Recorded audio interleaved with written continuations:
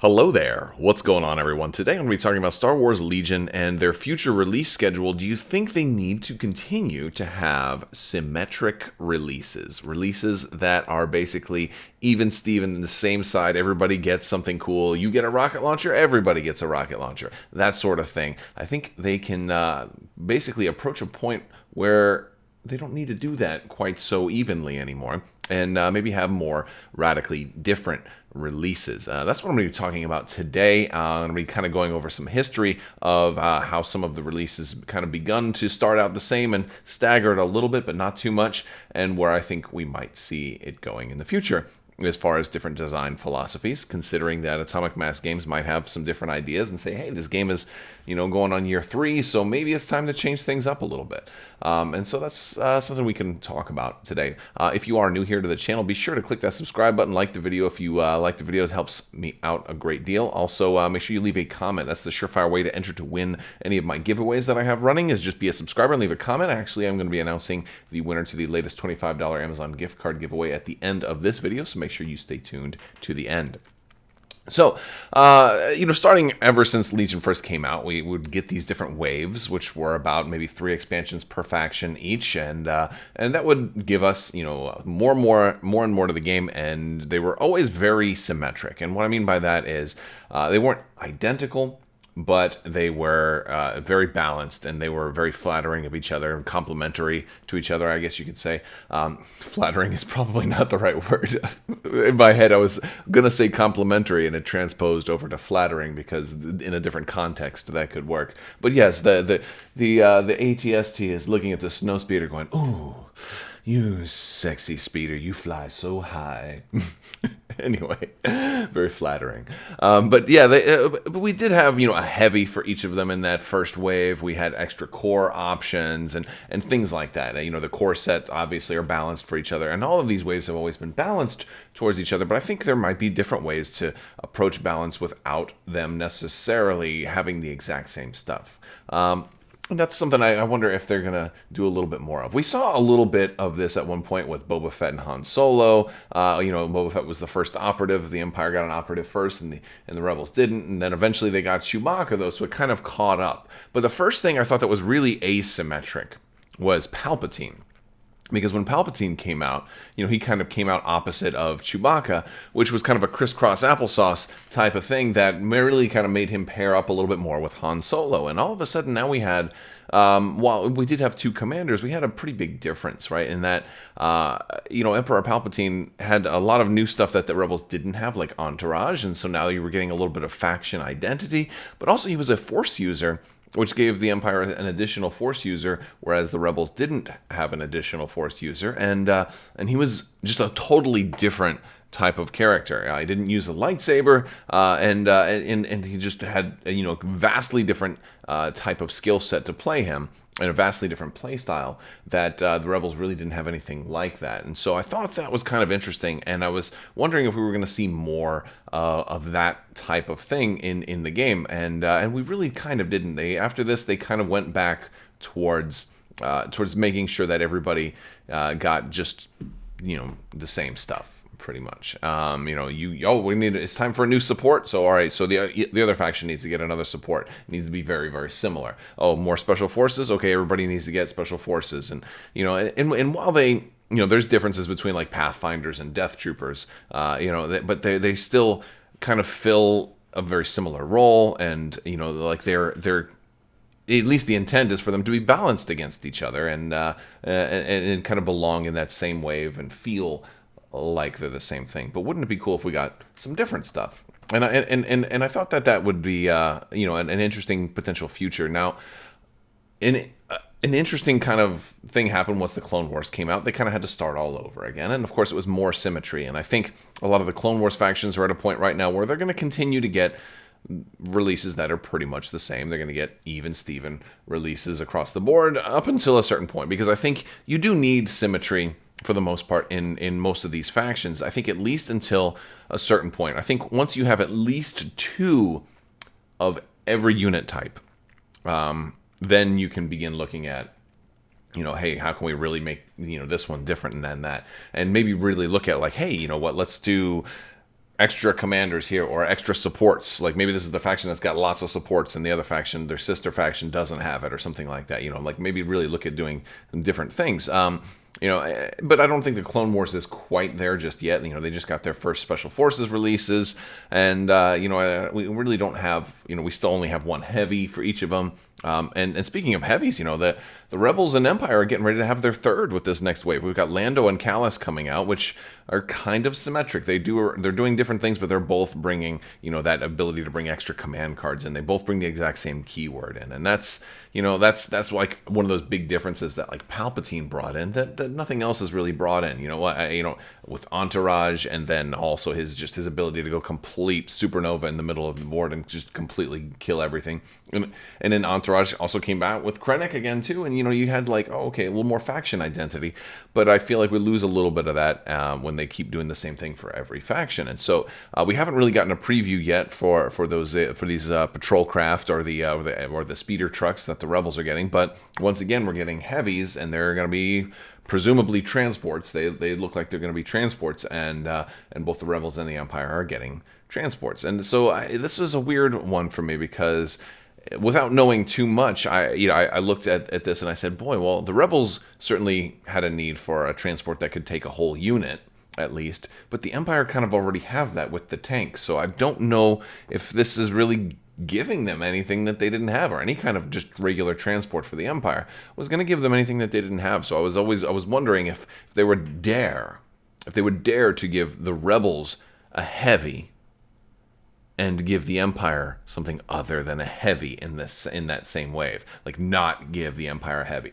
That's, they've kind of tiptoed around that with the whole operative versus commander thing. Like sometimes one faction will get an operative, another faction will get a commander. I mean, heck, we just had Maul and Anakin, and that was a little bit of asymmetry, right? A little bit. I think they'll probably flip the script next time around. I think they'll pull like a Palpatine and Han Solo kind of thing, where next round the Republic will get the operative, and then the Separatists will get the commander, or something to that effect. That seems reasonable to me.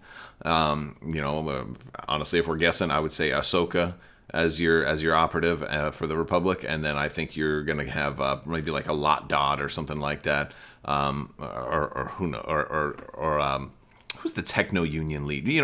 But you'll have one of those like those boring officer guys, like a Veers type of guy, show up for the Separatists. That's kind of my guess. Then again, there's lots of other Separatist leaders that they could do. They might pull somebody a little bit more obscure, maybe even somebody who wasn't a mustache-twirling villain, but one of those characters from one of those worlds that just believed in the Separatist cause, which, there were some. So, there's definitely a lot of options there. I mean, heck, they may even pull in some Geonosians, and once we get into the sub-faction stuff. And that's a whole other thing is, what if they start doing sub-factions as individual factions? Like, what if we get Armada just got single faction starters? Awesome idea. These people usually all talk with each other. What if Legion is going to have a single faction starter? And then are they going to just have, who are they going to balance that one against? Is that one going to get exactly the same thing in every order that all the other factions got, right? So, it's just, it asks all these questions. So once we get these factions to the point where they don't need, and I think, with the Clone Wars factions, once they've got two of everything, and they're getting close to that, and one more Special Forces and one more heavy, I think we'll just about do it. I mean, pretty close to that, because R2-D2 exists for the Republic and not the Separatists, but yet the Separatists also have those droids that came with Maul, and so they have their one-up on Special Forces, But we're very close to being there with those factions. Now, what would be cool, I think, is maybe they decide to have the Republic is going to be a faction that just happens to get more Jedi, more saber wielders, more lightsaber users. They have so many of them, and maybe they just happen to have more operatives and commanders than any other faction.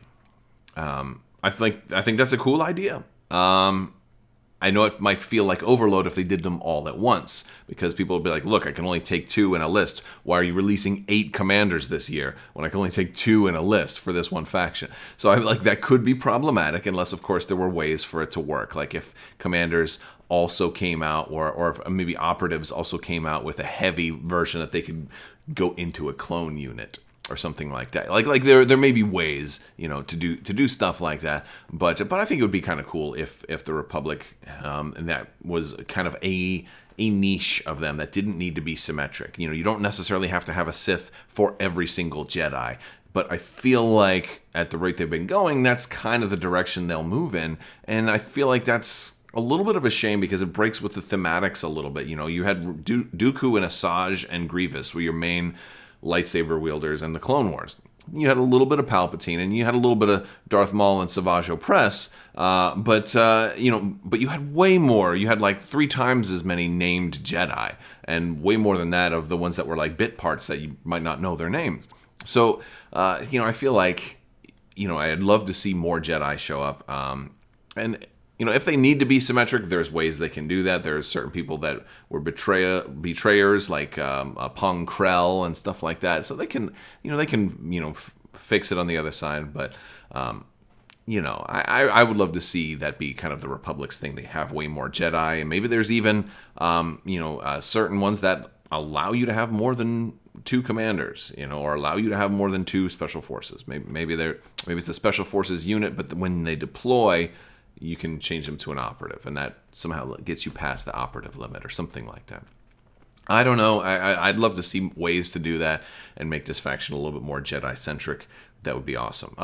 Separatists, on the other hand, don't necessarily have to be that, matching them with the Sith. Maybe an alternative way would be for them to have more commanders, more of the boring support type commanders. They certainly have a lot of those dignitaries and stuff like that, and those guys have a role to play on the battlefield. Maybe they each have entourage, with some type of droid or something. Maybe the Separatists, through the Techno Union or through the Trade Federation, have ways to increase the core amount. And so maybe by having a lot more of these guys, you have new ways to get like above and beyond 6 B1 battle droids. Maybe you can run 8 B1 battle droids in the right type of list with the right guys and stuff like that. And so go with a very different, not necessarily all operatives and lightsaber wielders, but more ground support and ground coordination commanders for the Separatists. That might be kind of an asymmetric way to approach things, but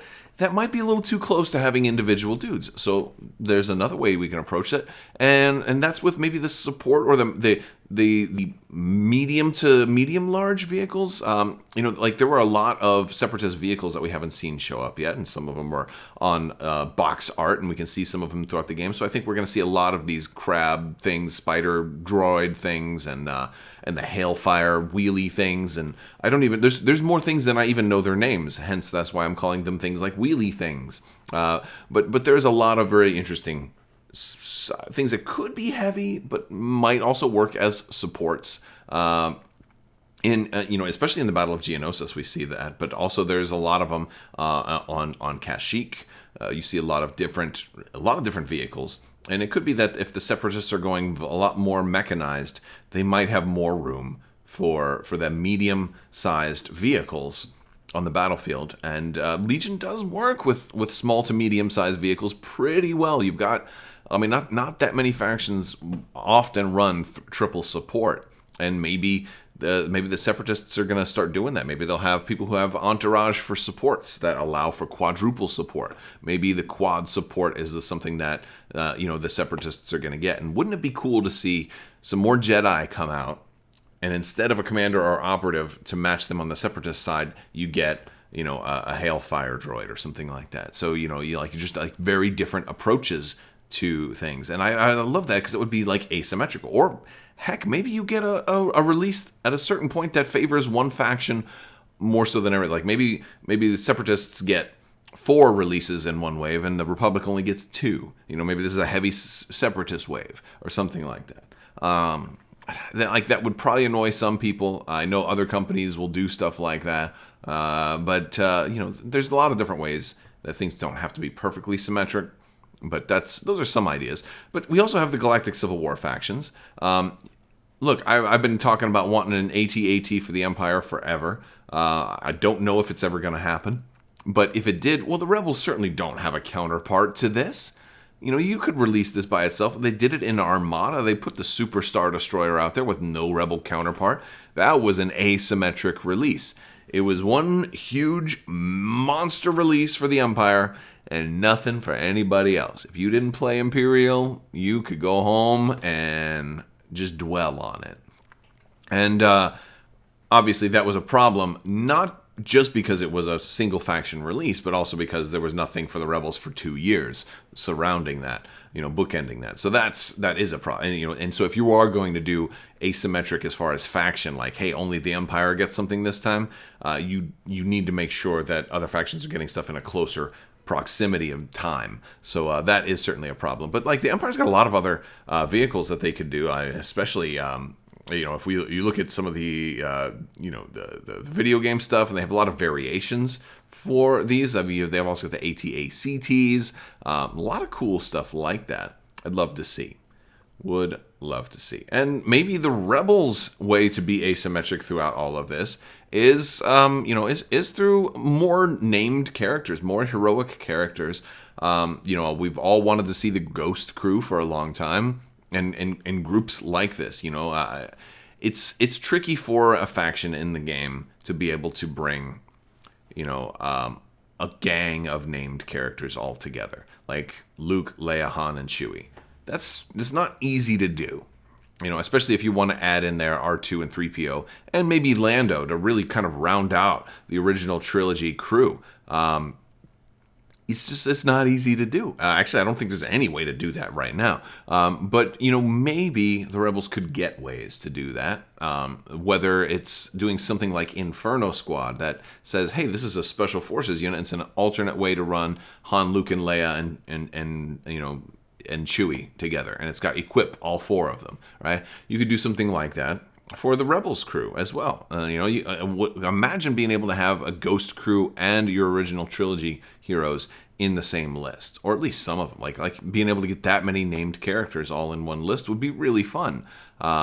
Granted, I'm not thinking about the balancing aspect of it. I don't know how strong or weak you'd have to make them to accommodate that, but my general idea is that, okay, well, if you put Luke Skywalker as a single member of a strike team or a squad, then obviously he's not going to have 6 or 7 health.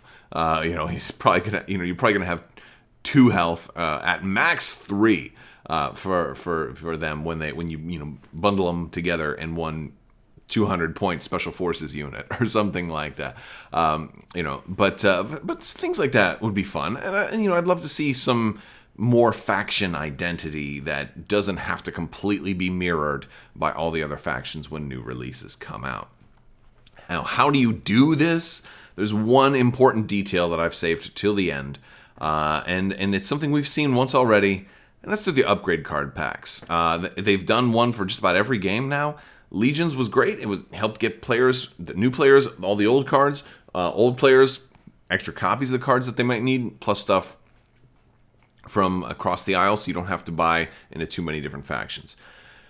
This is going to be a very important thing moving forward. Upgrade card packs, I think they need to do these a lot more. I would love to even see, cards not come, or expansions not come with upgrades, at least not come with upgrades that are generic upgrades that everybody can take. You see like things like situational awareness comes in like everything of the latest wave, and that kind of paints them into a corner, because that means you can't really put out a wave with a cool upgrade unless all the other factions have something like that coming out right now. We just got some new Force upgrades for Anakin and Maul, but we don't have an Empire or Rebel counterpart with that. And we're like, wait a second, where's our Rebel and Imperial Jedi?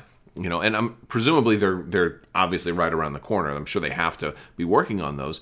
If not, they need to give it to us in an upgrade card pack, and we need more upgrade card packs. We probably need one every year, if not maybe every 6 months. It all depends on, I guess, the rate of expansions that they end up going. I think one a year is probably a good way to go, but I'd love to see upgrade card packs come out a lot more frequently and with a lot more cards, even new cards potentially. Because I don't think we need that many cards in all the expansions, especially when you buy 3 and 4 of something and it has a duplicate of something you had already more. Like, how many HQ uplinks do you have right now? I've got a stack like this thick of HQ uplinks. It's just like, it's crazy. Like, at a certain point, you're getting way too much and way more than you need. And so by just being efficient and saying, look, the only upgrades this tank is going to come with are the things that only it can take, or maybe if it's something like only it and one other unit can take or something like that, I can see that. But for all of the generic upgrades that are going to be good for everybody else, don't bother putting them in the expansions. Save them for the upgrade card packs and make those way more widely available.